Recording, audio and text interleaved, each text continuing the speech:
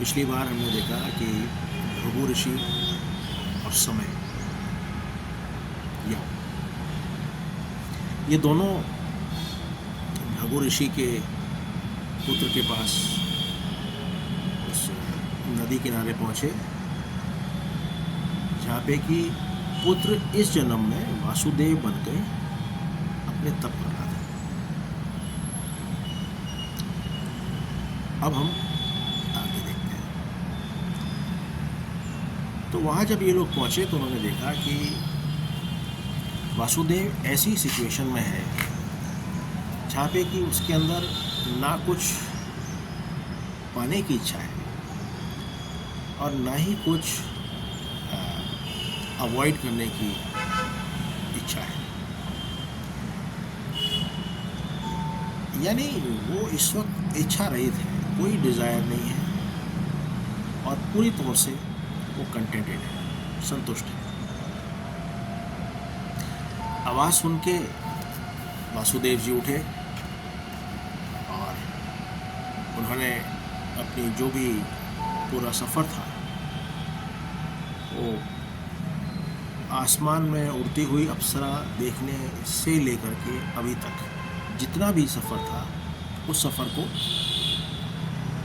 भृगु ऋषि के सामने दोहराया और उसके बाद उन्होंने कहा कि मैंने अपने जीवन में सारे सुख भोग लिए और जो मेरे को करना था मैंने वो सारे एक्शंस किए। अभी कोई ऐसी इच्छा बाकी नहीं है या कोई ऐसा सुख नहीं है जो मैंने झेला ना हो। और अब नियति अपना जो भी कार्य करना चाहती है उस तरीके से वो करें। यहाँ हम इस चीज़ को ध्यान दें कि जिस अवस्था में ये वासुदेव पहुँचा है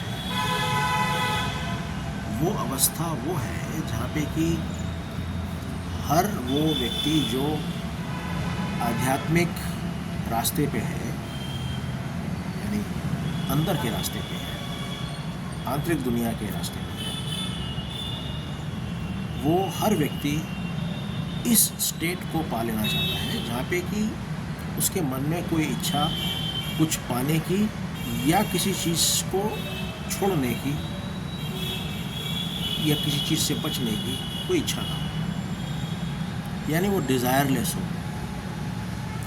ऐसी स्थिति हर वो व्यक्ति चाहता है मगर वहाँ तक हर एक पहुँचता नहीं। उसका कारण है, उसका कारण ये है कि जो करता है वो करता डिसीजन मेकर नहीं है। डिसीजन मेकर कोई और है और करता ये है, जिस कारण से स्प्लिट होता है, आंतरिक स्प्लिट। और जब आंतरिक स्प्लिट है तो डिजायरलेसनेस हो ही नहीं सकती, क्योंकि वो जीना चाहता है या वो उस रोल को अदा करना चाहता है एक तरीके से, मगर दूसरे जो घटक हैं वो चाहे समाज के घटक हो या कोई भी, वो घटक उसको एक पर्टिकुलर दूसरे तरीके से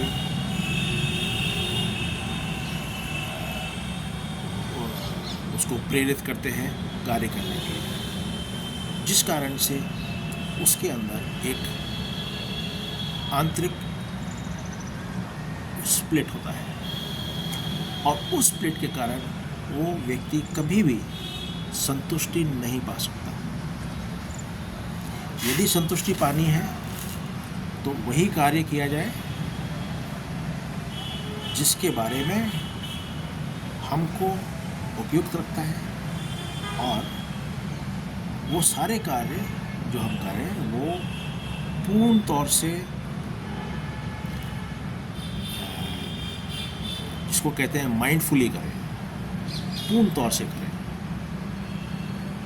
तब ये स्टेट जहाँ पे कि सब कुछ कर लिया, सब कुछ भोग लिया, अब कुछ भी भोगने की इच्छा नहीं है, वो स्थिति आती है। अब शुक्र ने, जो कि अभी वासुदेव है, शुक्र ने ऊपर से अपना वो शरीर देखा जो कि उसने अपने पिताजी के सामने त्यागा। अभी वो शरीर बिल्कुल खस्ता हाल में है, कीड़े उसमें पड़े हुए हैं और वो देखने में बड़ा दयनीय स्थिति में है। वो देख करके उसने कहा उस शरीर से कि ये वो शरीर है जिसको कि एक समय अप्सराएं जिसको एडमायर करती थी, जिसको चाहती थी, ये वो शरीर है। ये वो शरीर है जिसकी कि चंदन से सफाई होती थी, चंदन का लेप लगता था, और आज इसका ये हाल है, इसके ऊपर मिट्टी पड़ी हुई है और इसको कीड़े काट रहे हैं। यहाँ पे एक वो कबीर का भजन भी है, मत कर माया को अभिमान, मत कर काया को घमंड, काया गार से काची।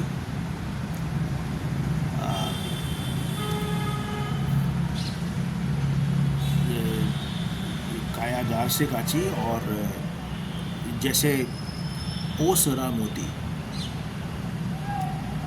हल्का सा पवन का झटका लग जाए तो काया चूर चूर हो जाती है। और जो ये जो ओस का मोती, इस ओस के मोती से जो इसकी तुलना की गई है शरीर की, वो ये है, एक तो जिस प्रकार ओस का मोती थोड़ी देर के लिए होता है, अल्प समय के लिए होता है, सूरज निकलते ही मोती गायब, थोड़ा सा पत्ता हिलते ही मोती गायब। उस मोती को छूते ही मोती अपने रूप से, अपने आकार से खत्म हो जाता है। तो ये शरीर इतना डेलिकेट है और इतना क्षणभंगुर है, जैसा कि इसने बताया है कि एक समय पे ऐसा था, मगर आज इसको इंसेक्ट्स खा रहे हैं। तो शरीर की, काया की यही असलियत है। तो कहता है कि एक समय तुम ऐसे थे, मगर आज तुम एक शव हो। मगर मन के विचार और अवधारणाओं और उनकी जो बंदिशें हैं, उनसे तुम स्वतंत्र हो। क्योंकि जब प्राण ही नहीं रहेंगे तो माइंड नहीं है, माइंड नहीं है तो बांधने वाला नहीं है। ये कहता है कि क्योंकि तुम माइंड से फ्री हो, तुम्हें जितनी भी ये प्राकृतिक आपदाएं हैं, इनसे कोई फर्क नहीं पड़ेगा। अब सवाल आता है कि उसको इस शरीर के साथ इतना लगाव क्यों हुआ, और इस शरीर को इस हालत में देख करके उसको इतना दुख क्यों हुआ। शरीर का काम है अपने आप को मेंटेन करने के लिए अपनी गतिविधियां करना,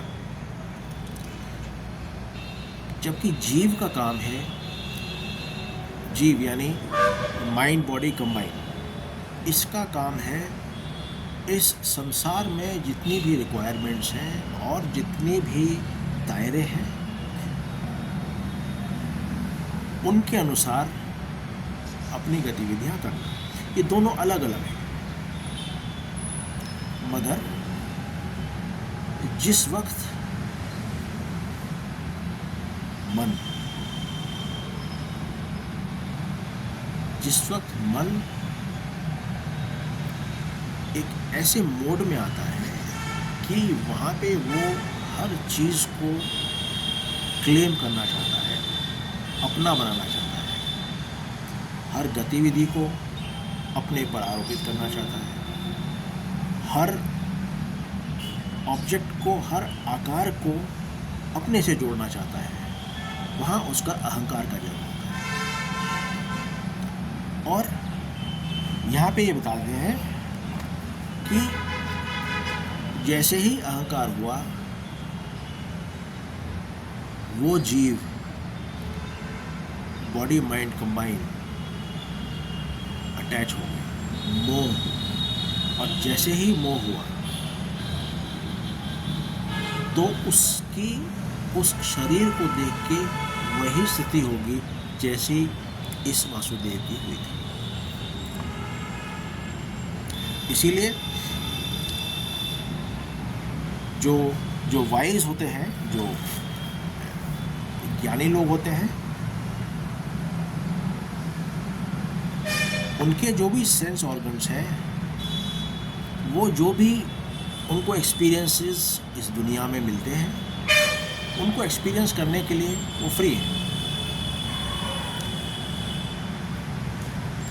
यानी कि उनके जो भी सेंस ऑर्गन्स हैं, उनके ऊपर उनका माइंड का कंट्रोल नहीं है कि इस तरह के एक्सपीरियंसेस हो और इस तरह के एक्सपीरियंसेस ना हो। जो समझदार व्यक्ति है, जो ज्ञानी व्यक्ति है, उसके सेंस ऑर्गन्स इन बंधनों में नहीं बंधेंगे। जैसा आएगा वैसे ही वो एक्सपीरियंस करेगा। That's about all.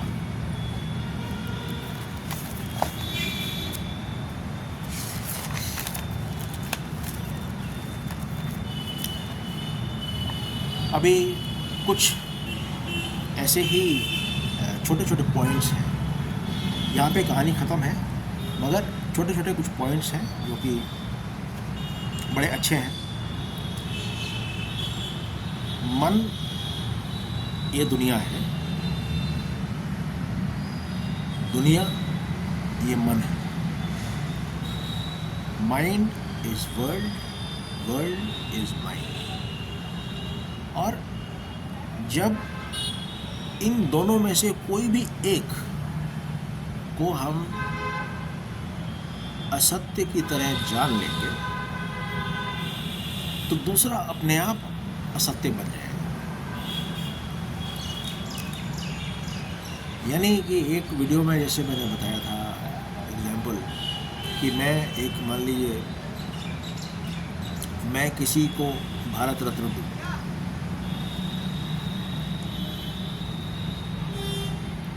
वो भारत रत्न उतना असत्य है जितना कि मैं एक प्राइम मिनिस्टर या प्रेसिडेंट के नाते असत्य हूँ। जहाँ पे एक चीज़ का असत्य होना पता लग गया, उस अवार्ड का असत्य होना पता लग गया, तो मैं अपने आप असत्य बन गया।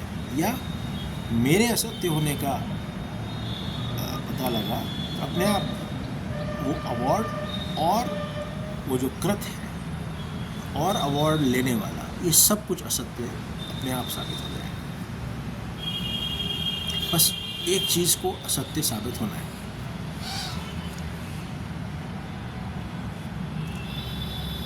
अभी यहाँ पे ये फोकस कर रहे हैं, इस पोर्शन में कह रहे हैं कि मिराज जो होता है, डेजर्ट्स के अंदर जो मिराज होता है, वो उसके अंदर पानी नहीं होता, वो सिर्फ गर्म हवा होती है। पर जब तक हम उस मिराज में पानी देखेंगे, गर्म हवा नहीं देख पाएंगे। और जब गर्म हवा देखेंगे तो पानी गायब हो जाएगा। ठीक वैसे ही जब हम अपना स्वरूप, जब तक हम अपना स्वरूप रियलाइज़ नहीं करते हैं, तब तक हम इस दुनिया को और इस दुनिया के अलग अलग ऑब्जेक्ट्स को देखते रहेंगे। पर जिस वक्त हमने इस दुनिया के ऑब्जेक्ट्स को देखना बंद कर दिया, अपना स्वरूप अपने आप सामने आएगा। जैसे कि चीनी होती है, चीनी कई मिठाइयों में डलती है, मगर उसका जो स्वरूप है मिठास, वो स्वरूप वैसे ही रहता है।